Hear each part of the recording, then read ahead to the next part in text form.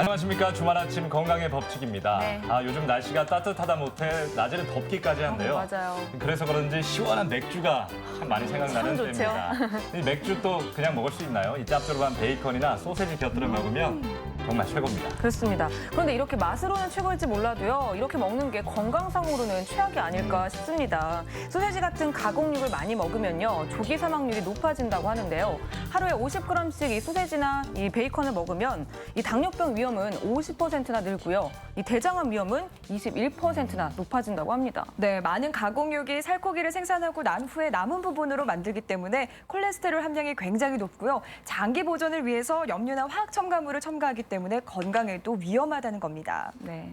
참 맛있긴 한데 이런 그러니까요. 육가공품들이 몸에는 아주 나쁜 음식들이었군요. 네. 그렇다면 정말 믿을 건 이 시간밖에 없습니다. 그렇습니다. 그럼 리포터, 이번 주 네. 건강의 밥상은 뭔가요? 네, 생명력이 강해서 아이들의 돌상에 올린다는 이것. 귀하고 맛이 좋아 사위에게만 챙겨준다는 이것. 감이 좀 오셨나 모르겠습니다. 봄철 입맛을 돋워주는 1등 공신이라는 오늘의 주인공. 지금 바로 만나러 가보시죠. 계절이 변하면 뒤숭숭해지는 마음 따라 어디론가 훌쩍 떠나고 싶으실 텐데요. 입맛을 돋워줄 무언가를 찾기 위해 기분 좋게 출발했습니다. 맞아요. 요즘 마음이 뒤숭숭해요. 그렇습니다. 저기 보이는 하우스의 주인공들이 자라고 있네요. 향긋한 향에 한 번 취하고 파릇파릇한 모습에 두 번 놀라는 봄의 전령사 미나리. 향긋한 봄을 드세요. 미나리의 매력 속으로 지금 바로 빠져봅니다. 네, 오늘 여러분 미나리. 이제 매서운 겨울 추위도 지나갔고요. 우리를 감싸는 기운이 제법 많이 따뜻해졌습니다. 이렇게 봄과 함께 향긋한 기운을 가지고 미나리가 찾아왔는데요. 봄철 입맛을 돋워주는 미나리 건강밥상 만나러 지금 함께 가보시죠. 네, 오늘도 건강밥상 굉장히 기대됩니다. 씩씩하게 출발을 했죠.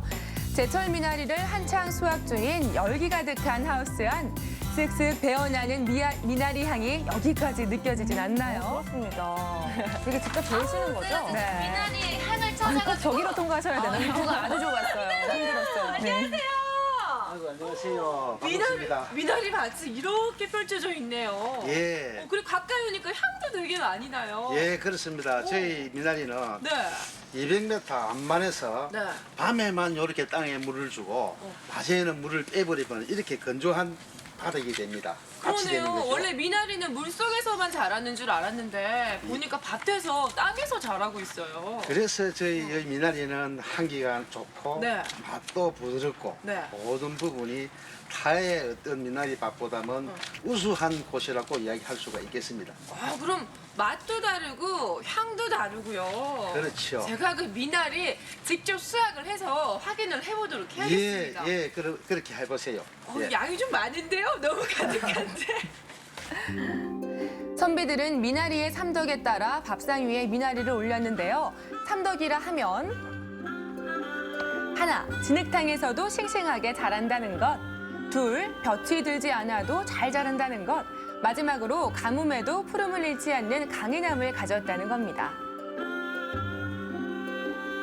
이렇게 미나리는 식용을 넘어 우리 삶의 뜻을 세우는 데도 공을 기여했답니다. 이 정도면 품격 있는 채소가 확실하죠? 확실하네요. 살아있네요. 그렇습니다. 많아. 이거 그냥 이렇게 배기만 하면 되는 거예요? 예, 그렇습니다. 이렇게 이 벌레들이 없지요. 네, 미나리 밭은 밤마다 지하수로 미나리에 네, 물을 차례 공급하고 후에 씻으니까 아침이 되면 물 빠짐이 아주 되는 시스템으로 그 부드럽고 촉촉하고 향기가 좋은 땅은 나죠. 물론 네. 거머리나 벌레들은 그래서 전혀 볼 수 붉은 빛깔 나는 없었습니다. 이게 참 미나리가 깨끗한 가장 거네요. 좋은 미나리라고 그리 칭하죠. 싱싱해 보이죠? 우리 여기서 생산되는 건 붉은 색깔이 그래서 많이 그런지 오는데 더욱 향이 좋고 사장님 부드러운 저는요, 미나리가 탄생했죠. 이게 향이 너무 좋아서 좋은 미나리 같거든요. 예. 근데 좋은 미나리를 고르는 방법이 또 궁금해요. 예. 미나리라 그러면은 네. 이 뿌리에 붉은 색깔 나오는 이것이 진짜로 가장 향이 진하게 나오는 겁니다. 붉은 빛깔이 있네요. 그리고 미나리가 아주 적기에 응. 맞는 부분은 네. 이렇게 보면은 마디가 한 마디, 두 마디, 예? 그렇게 세 마디가 나오면은 좀 질긴기 되고 두 마디 정도가 가장 알맞는 예.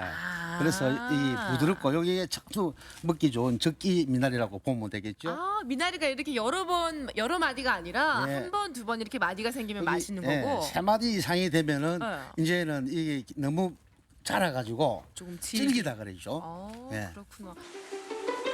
네, 이렇게 질 좋고 향 좋은 울죽은 두산리 미나리. 바쁘게 손질하는 우리 어머님들의 손길을 거쳐 졸졸졸 흐르는 깨끗한 지하 안반수로 세척이 마무리됩니다. 시원하게 씻기고 있죠. 깨끗해 보이네요. 미나리는 말 못할 고통인 변비를 탈출하게 해주고요. 여성들의 평생 숙제인 다이어트와 피부 미용에도 최고입니다. 또한 약주를 즐겨하는 아빠의 간 기능을 향상시키고 업무 스트레스에 쌓인 현대인들의 혈액순환을 원활하게 해주며 신진대사를 촉진시켜주는 식품이죠. 이렇게 남녀노소 모두에게 효능이 있는 미나리, 건강한 봄을 위해 밥상에 미나리가 빠져서는 안 되겠죠? 네, 저희가 오늘 미나리 밭에서부터 향긋한 향을 가득 품고 왔습니다. 이 향긋한 향이 요리로 탄생하면 얼마나 향기로운 요리가 될지 기대가 많이 되는데요. 오늘 미나리 건강밥상 어떤 요리를 해주실 건가요? 예, 미나리와 해물이 만나면은 또 좋은 궁합이 된다 그래서 네. 미나리하고 오징어하고 미나리 강회를 만들어 볼까 싶어요. 미나리 강회, 또 예. 어떤 요리가 있죠? 또 미나리와 소고기가 또 만나면은 궁합이 좋답니다. 그래서 미나리와 소고기 전을 하려고요. 그러면 오징어와 미나리, 그리고 예. 또 소고기와 미나리가 만났습니다. 오늘 미나리 건강밥상도 기대를 해볼게요. 네, 먼저 손질된 오징어를 한 입 크기로 썰어줍니다. 그런 다음 끓는 물에 살짝 데쳐내어 건져두고요.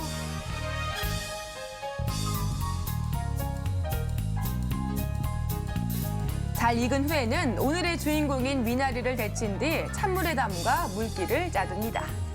그런 다음 한 입 크기로 준비해둔 빨강 노랑의 파프리카와 오징어를 미나리로 돌돌돌 말아주면 완성됩니다. 마지막으로 강회에 빠져서 안 되는 양념장을 만들어야 하는데요. 고추장, 식초, 마늘, 그리고 비법의 액체를 넣어서 잘 섞어주면 완성되죠. 색깔도 알록달록하고 저렇게 가지런히 있는 거 보니까 미나리 강회가 또 먹고 싶네요. 완성됐습니다. 소스까지.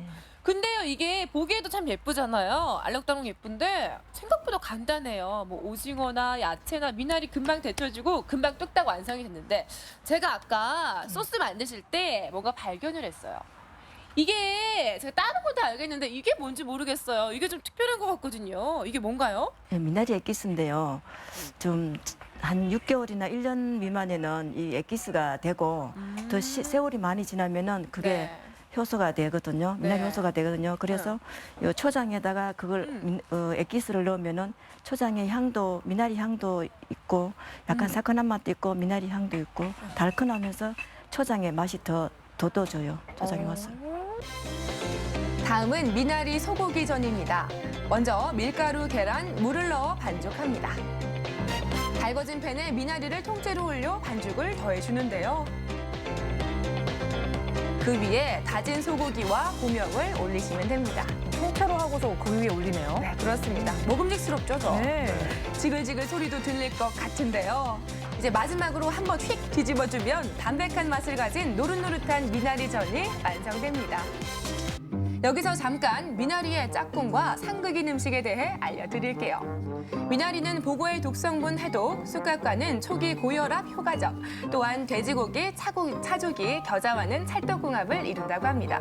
그러나 닭고기와 함께 먹으면 식중독을 유발할 수 있다고 하니까요. 미나리와 닭고기는 피하는 게 좋을 것 같습니다. 네, 이렇게 푸른 향을 가득 머금은 미나리 건강밥상이 완성이 되었습니다. 미나리가요, 어떤 음식에 있건 참 잘 어울려 있어요. 어느 것 하나 어색한 것 없이 잘 있는데 과연 맛은 또 어떨지 궁금합니다. 저희가 지금 맛을 볼 차례인데 어떤 음식부터 먹어보면 좋을까? 지금 뭐부터 먹어야 될지 모르겠어요. 이거요? 네, 미나리 강회. 강회였죠. 이게 참 예쁘게 생겨서 에피타이저로도 참 너무 좋을 것 같아요. 예. 생각보다 굉장히 간편했고 그리고 아까 기억나시죠? 이 소스도 미나리 액기스를 곁들인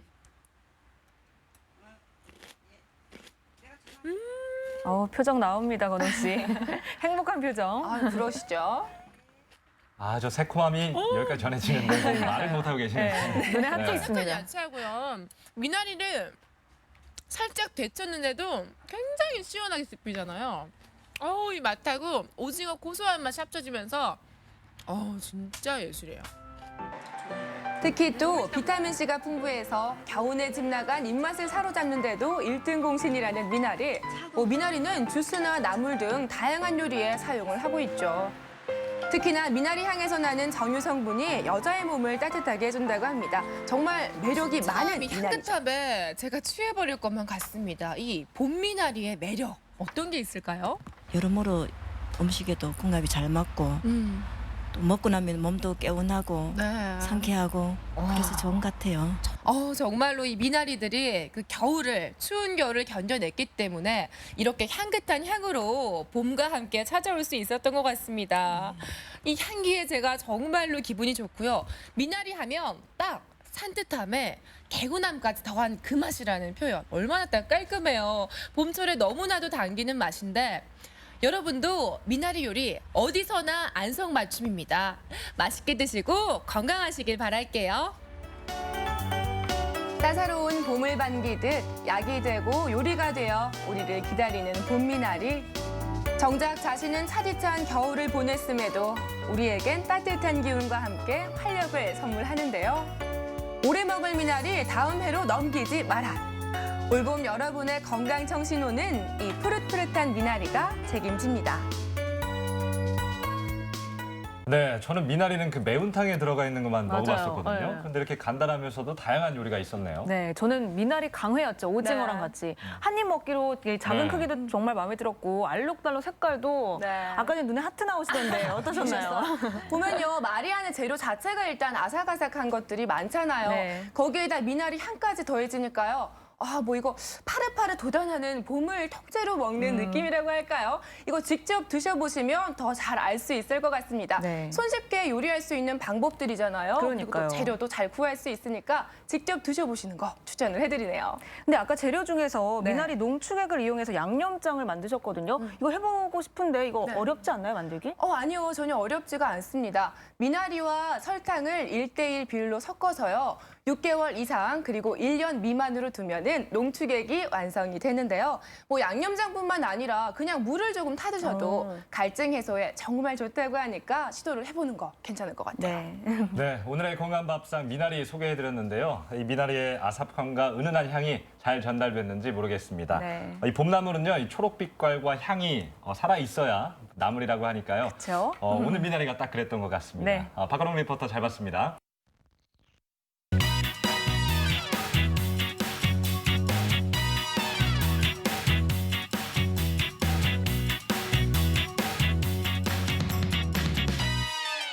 건강의 법칙 오늘의 주제 질병인가 아닌가 비만의 경고.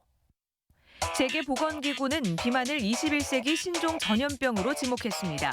실제로 비만은 전염병을 제치고 가장 위험한 질병으로 대두됐으며 매년 약 280만 명이 과체중이나 비만으로 사망할 정도로 비만은 전 세계 사망 위험 요소의 5번째 요인으로 꼽힙니다. 우리나라도 비만 인구가 꾸준히 증가해 비만 인구가 34%에 육박하고요. 치료가 필요한 고도 비만 환자도 3.2%에 달합니다. 단순히 미용적인 관점이 아니라 건강을 위해서라도 적극적인 관리와 치료가 필요한 비만의 위험한 경고. 정태음 가정의학과 전문의로부터 들어봅니다. 네, 이번 순서는 생생클리닉 시간입니다. 과거에는 뱃살이 곧 인격이다 이런 말이 있을 정도로 네. 살에 참 관대했었습니다. 실제로 체격이 큰 사람의 경우는 건강의 상징으로 여겼고요. 마른 사람은 가난과 기아의 상징으로 여겨졌다고 하죠. 네, 그런데 시대가 많이 변했습니다.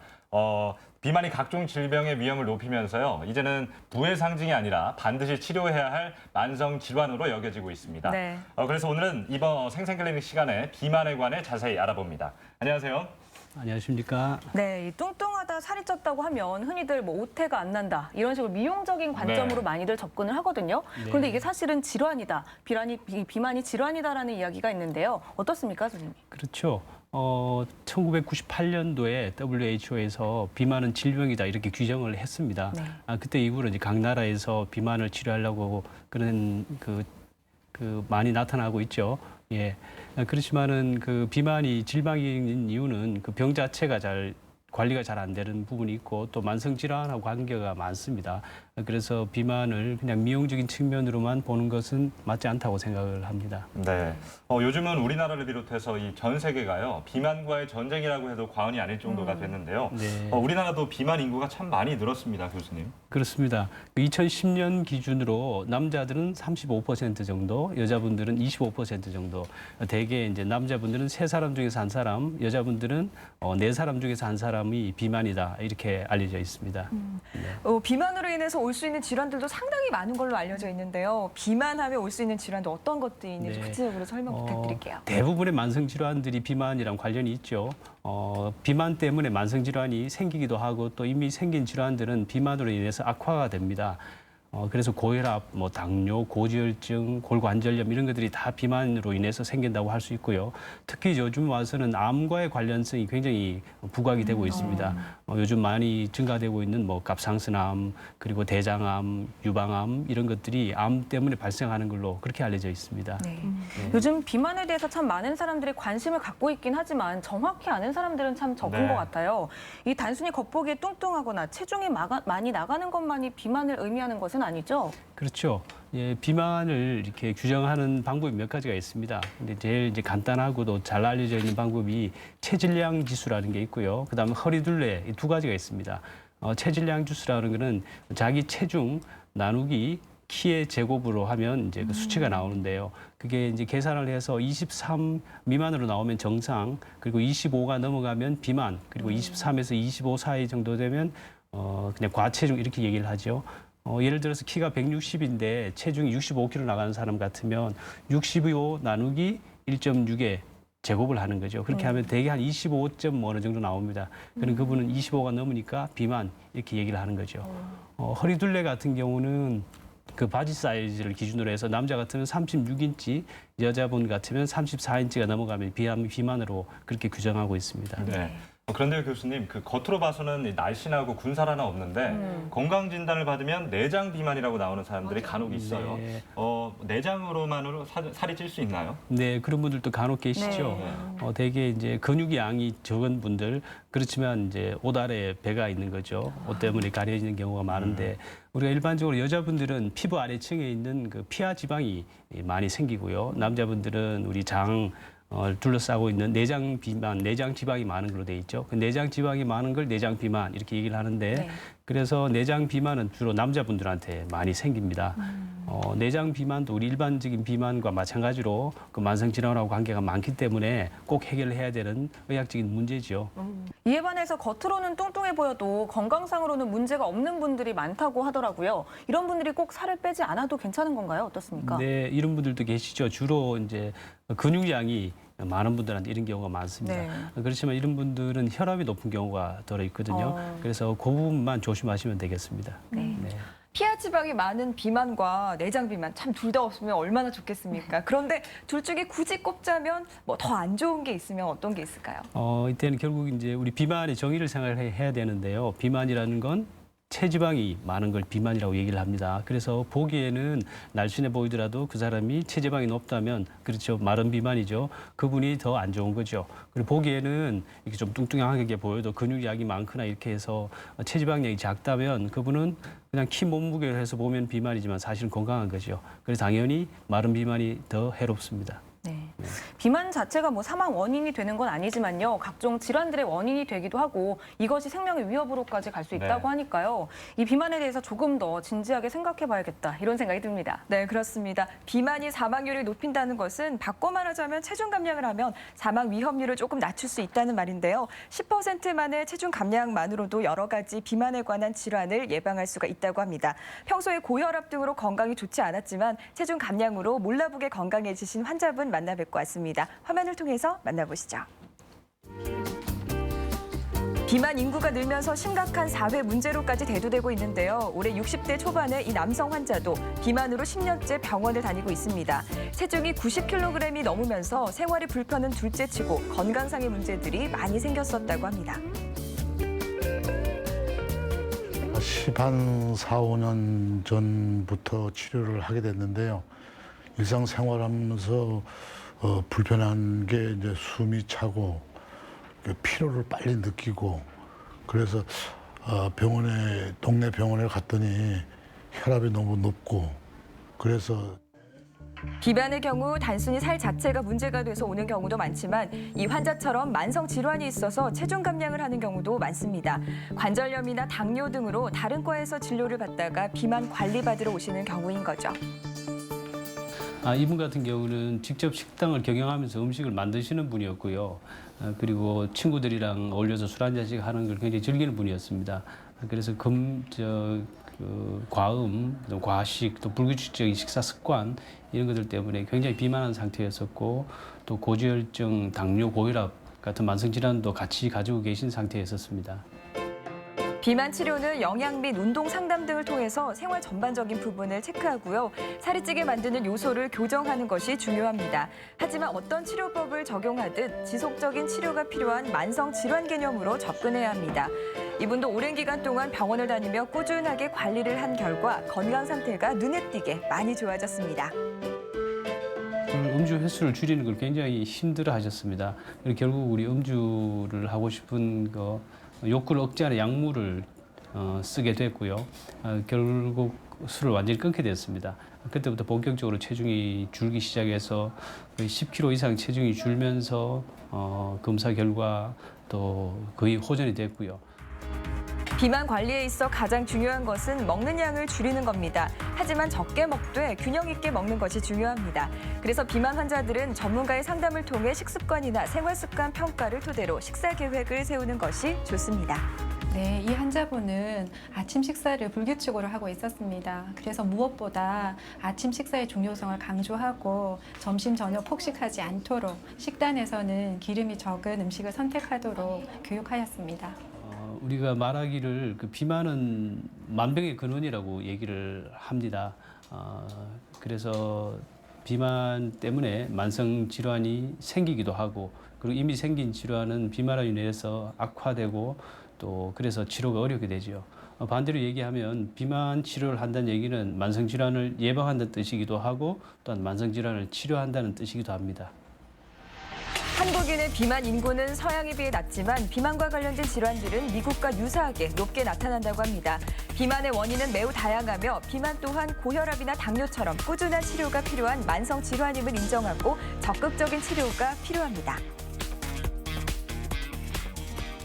많은 사람들이 이 비만이 많이 먹어서 생긴다 이렇게 많이 생각하잖아요. 네. 근데 주변에 보면 물만 먹어도 찐다 이러시는 분들이 많거든요. 이렇게 살이 쉽게 찌는 경우가 있는 건가요? 예, 그런 경우를 흔히 보게 되죠. 대개 이제 이유를 두 가지 정도로 생각할 수 있는데요.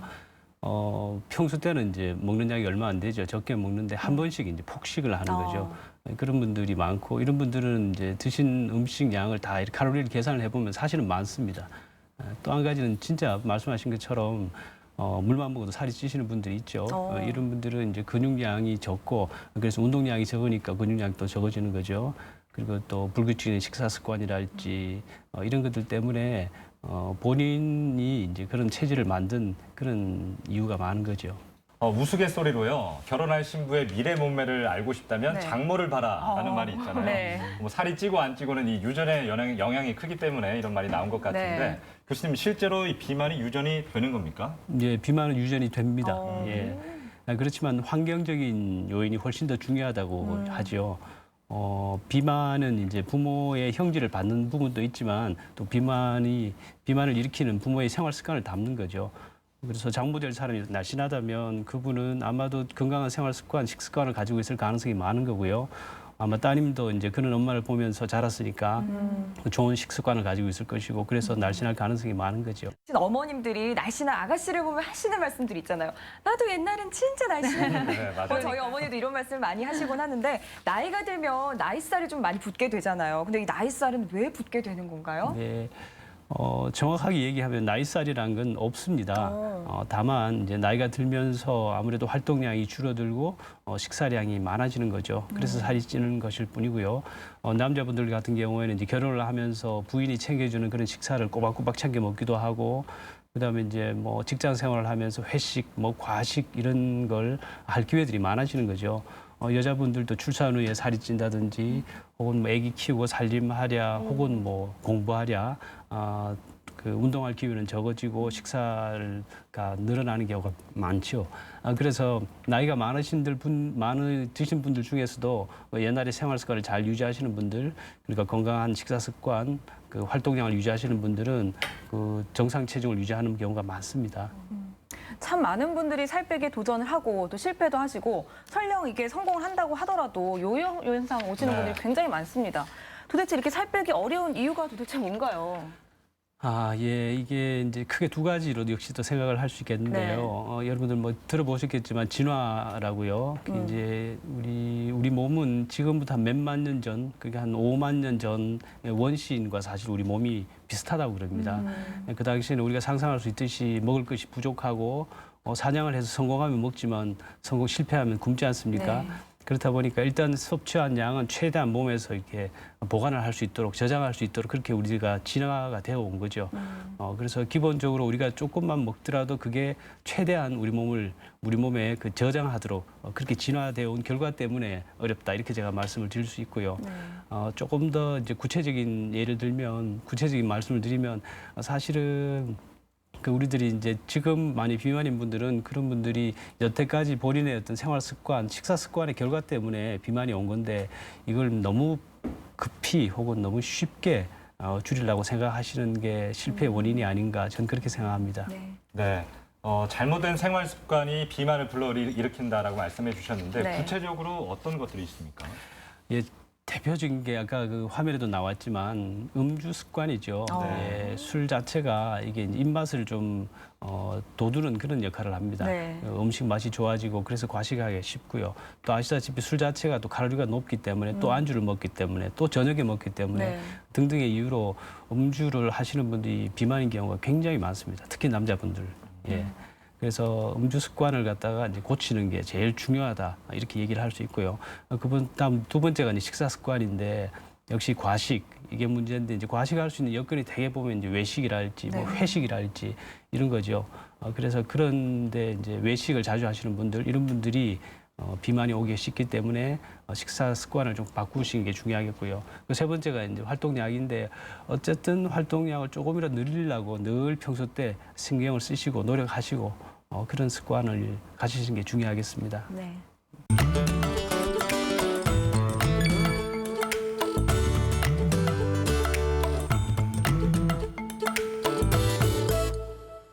네, 최근에는 비만 예방과 치료에도 다양한 방법들이 활용되고 있다고 들었습니다. 어떤 방법들이 있는지 구체적으로 좀 설명 좀 부탁드릴게요. 예, 이제 간단히 말씀드리면 이제 식이요법이라 그러죠. 네. 음식 그 습관을 고치는 거고요. 그다음 두 번째가 운동요법, 그리고 세 번째가 행동요법이라고 얘기를 합니다. 한마디로 잘못된 생활 습관을 바꾸는 거죠. 사실은 이게 제일 중요합니다. 그다음 그렇게 해도 안 되는 분들은 이제 수술을 하기도 하지요. 이 생활 습관을 고쳤는데도 살이 잘 안 빠지는 경우에는 약물의 도움을 받는다, 이런 얘기도 들었는데, 도대체 어떤 원리로 약물을 먹으면 살이 빠지게 되는 건가요? 네. 약물요법에 대해서 이제 꼭 중요한 게, 이건 어디까지나 운동, 그리고 식사, 행동요법 이렇게 해서 해결이 안 되는 분들에 한해서 선택적으로 사용이 되는 거죠. 뭐 동기 유발의 측면도 있고요. 예. 이제 그 특히 두 가지 기전으로 이제 작용을 하는데요. 하나는 이제 이 약물이 우리 뇌에 작용을 합니다. 그래서 우리 포만 중추를 갖다가 이제 만족시키는 그런 역할을 하죠. 그래서 식욕을 억제하는 그런 역할을 하고요. 또 한 가지는 우리 장에 이제 작용을 해서 흡수된 그 식사한 지방이 흡수가 되지 않고 그냥 변으로 빠지도록 그런 역할을 해줍니다. 네. 약을 먹고 좋은 결과를 얻으면 좋은데요. 이 부작용을 생각 안 할 수가 없습니다. 맞아요. 혹시 부작용이 있습니까? 부작용이 있죠. 많죠. 아시다시피 그 비만약이 나온 지가 한 100년 정도 됐다고 그럽니다. 그 긴 세월 동안에 수많은 비만 치료제들이 나왔다가 사라지고 그렇게 했는데요. 그 이유가 심각한 부작용 때문이었고요. 혹은 부작용은 없는데 효과가 처음 쓰던 것보다 시간이 지나니까 떨어지더라. 이런 것들 때문에 이제 약물이 지속적으로 사용을 못했던 거죠. 그래서 비만에 대한 약물은 꼭 공인된 약이 있습니다. 그럼에도 불구하고 공인된 약이 있습니다. 그 부작용도 적고 효과도 지속적이라는 약물들이 있거든요. 그런 약을 꼭 병원에서 처방을 받으시는 게 현명한 방법이라고 생각이 됩니다.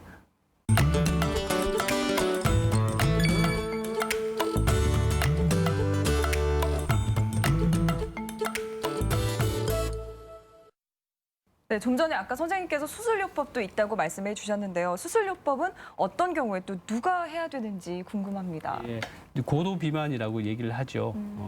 이제 그렇지만 이 고도 비만이라고 하더라도 역시 식사, 운동, 행동요법으로 되게 해결이 되고요. 이렇게 해도 해결이 안 되는 그야말로 고도 비만 환자들 대개 이제 아까 얘기했는 체질량 지수가 35가 넘는 분들인데요. 대충 계산을 해보면 키가 뭐 한 160 정도 되는데 몸무게가 100kg가 넘는다든지 이런 분들이 해당이 되고요. 혹여 체중이 그만큼 나가지 않는다고 하더라도 이제 만성 질환, 그러니까 체중 그 정도 안 나가는데 고혈압이나 당뇨 같은 만성 질환이 있는 분들은 수술요법을 생각을 할 수 있죠. 네. 최근에는 연예인들의 우유 주사라고 하죠. 이 프로포폴로 인해서 카복시 주사 이것도 많이 이슈가 됐거든요. 이 주사를 통해서 뭐 살을 빼는 것들 이런 주사들도 도움이 되나요? 예, 먼저 말씀드리기 전에 우리가 이제 구별을 해야 되는 게 있는데요. 네. 지금 방금 말씀하시는 그런 종류들은 사실은 이제 비만이라기보다는 체형 관리적인 미용적인 측면이 많죠. 미용적인 측면. 예, 그렇죠. 그래서 그건 비만을 치료하기 위한 건 아니고요. 그야말로 이제 예뻐 보이기 위해서 보기 좋게 하기 위해서 사용을 하게 되는 거죠. 그래서 이런 경우는 그 내장 비만을 해결한다든지 이런 건 할 수가 없는 거고요. 또 특히나 요즘 보면 이제 부위별로 뭐 팔뚝, 뭐 다리 이런 데 이렇게 주사를 맞는다든지 해서 이제 체중을 줄이는 이제 지방을 빼는 그런 방법들이 있는데 사실은 이게 이제 효과적이거나 혹은 부작용이 적다 이런 학문적인 근거는 굉장히 부족합니다. 그리고 사실 이렇게 해서 체중을 줄였다 그런 분들이 들어 계시긴 한데 사실 자세히 만나서 물어보면 사실은 운동 결국 식사 이런 것들을 통해서 사실은 준 건데 그 시술 때문에 줄었다고 이렇게 오해하시는 경우가 많습니다.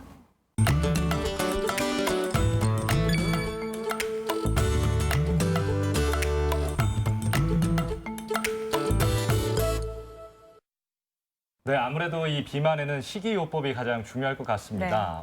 다이어트에 도움이 되는 식사 방법이나 음식이 따로 있습니까? 한마디로 말씀드리면 균형 잡힌 식사를 규칙적으로 하는 게 정답입니다. 대개 이제 무슨 특별한 음식에 대한 게 이제 우리가 생각하기 쉬운데요. 사실은 그런 음식들이 이제 뭐 영양의 불균형을 일으킨다든지 해서 지속하기가 굉장히 어렵죠. 또 보면 최근에 일일 일식이라고 뭐 하루에 정말 한 끼씩 먹어라라는 것을 권고하는 이 책이 베스트셀러에까지 오르기도 했다고 합니다. 저는 감히 상상도 안 드는데요. 근데 이렇게 먹는 약을 대폭 줄이는 것도 괜찮을까요?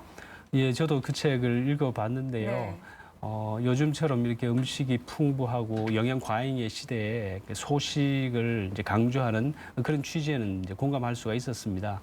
그렇지만 그 일일 식사량이 섭취량이 너무 작고요. 그걸로 인해서 몸에 굉장히 무리가 가고 여러 가지 부작용, 합병증이 생길 수가 있습니다. 또한 그 이후에 이제 식사량이 다시 증가하면서 생기는 체중 증가가 생기는 문제에 대해서는 사실은 큰 대책이 없기 때문에 이게 그냥 개인이 혼자서 실행하기에는 굉장히 무리가 있는 방법이라고 얘기할 수 있습니다. 네. 뭐 일일 일식도 있지만 가장 다이어트에 효과적인 방법은 굽는 게 아닐까 싶어요. 이렇게 굽는 것이 가장 드라마틱한 효과를 내기도 하는데 가끔씩 이렇게 굽는 것도 도움이 되지 않을까요? 그렇죠. 그게 이제 우리가 생각하면 가장 쉽고 빠른 방법이죠. 예, 한 달에 10kg도 뺄 수 있고요. 네. 사실은 15kg도 뺄 수 있고 그런 네. 겁니다. 근데 처음으로 돌아가면 우리가 그 비만을 해결한다는 뜻은 지방을 줄인다는 뜻이죠. 그래서 굶어버리면 지방이 빠지면 좋은데 사실은 근육이 빠지고요. 그리고 근육 안에는 물이 많이 포함이 되어 있습니다. 그래서 굶어버리면 물과 함께 근육이 빠져버리는 거죠. 네. 그래서 뭐 저울 눈금이 이렇게 쑥쑥 내려가는 게 보이지만 사실은 그게 지방은 그 자리에 그대로 있는 거죠. 그래서 몸에 무리만 가고요. 그다음에 아시다시피 요요 현상, 다시 체중이 늘 때는 그 근육은 늘지 않고 지방부터 먼저 늘게 되는 거죠. 그래서 이렇게 생각하시면 됩니다. 뭐든지 급하게 하려 그러면 그만큼 몸에 무리가 가고요. 그리고 유지가 되지가 않죠.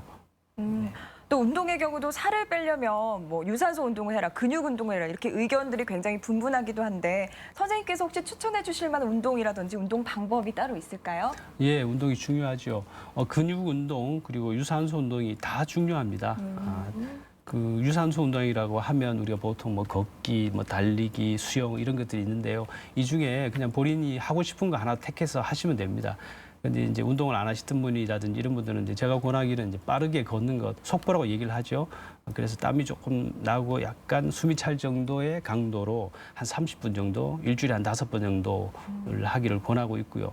그다음 근육 운동 같은 경우에는 한 일주일에 한 2번 혹은 한 3번 정도 한 30분 전후로 하시는 게 제일 적당할 거라고 생각이 됩니다. 네, 오늘 많은 말씀 해주셨는데요. 마지막으로 이 비만 예방을 위해 당부하실 말씀이 있다면 해주시죠. 네. 예, 아까도 조금 잠깐 말씀드렸는데 비만이란 건 자기가 이때까지 살아온 흔적입니다. 본인의 잘못된 생활 습관 그리고 식사 습관 때문에 생긴 거거든요. 그래서 여기에다 포커스를 맞춰야 됩니다. 그래서 이런 분들이 이제 자기 생활 습관을 바꾸려고 하지 않고 다른 어떤 뭐 광고랄지 아니면 좀 빠른 어떤 해결 방법을 찾다 보면은 실패하기 마련인 거죠. 그래서 너무 주위의 말이나 이런 그 근거 없는 광고에 휘둘리지 마시고 꾸준하게 노력을 한번 해보시기 바랍니다. 네. 비만 치료를 위해서는 습관을 바꾸는 것이 가장 중요하다고 하죠. 그동안 잘못됐던 식습관, 생활 습관을 버리는 것이 비만 치료의 첫걸음이라는 사실 꼭 기억해 두시기 바랍니다. 오늘 정태흠 가정의학과 전문의 모시고 네. 비만에 관해 자세히 이야기 나눠봤습니다. 네. 오늘 감사합니다. 감사합니다. 건강의 법칙 이제 마칠 시간입니다. 네. 요즘 날씨가 따뜻해지면서요. 낮에 낮잠 주무시는 분들 많으신데 맞습니다. 낮잠을 많이 자면 밤에 도통 잠이 안 와요. 맞아요. 네. 낮잠 많이 자서 밤에 잠이 안 오시는 분들 이렇게 잠이 부족한 게 비만의 원인이라고 합니다. 잠이 부족하면 예민해서 과식을 하게 되고요. 그렇기 때문에 체중이 늘어난다고 합니다. 네. 살도 빠지는 질 높은 수면을 위해서라도요. 네. 낮에 간단한 운동하시는 거 어떻습니까? 네. 편안한 주말 되시고요. 저희는 다음 주에 더 건강한 소식으로 찾아오겠습니다. 안녕히 계세요.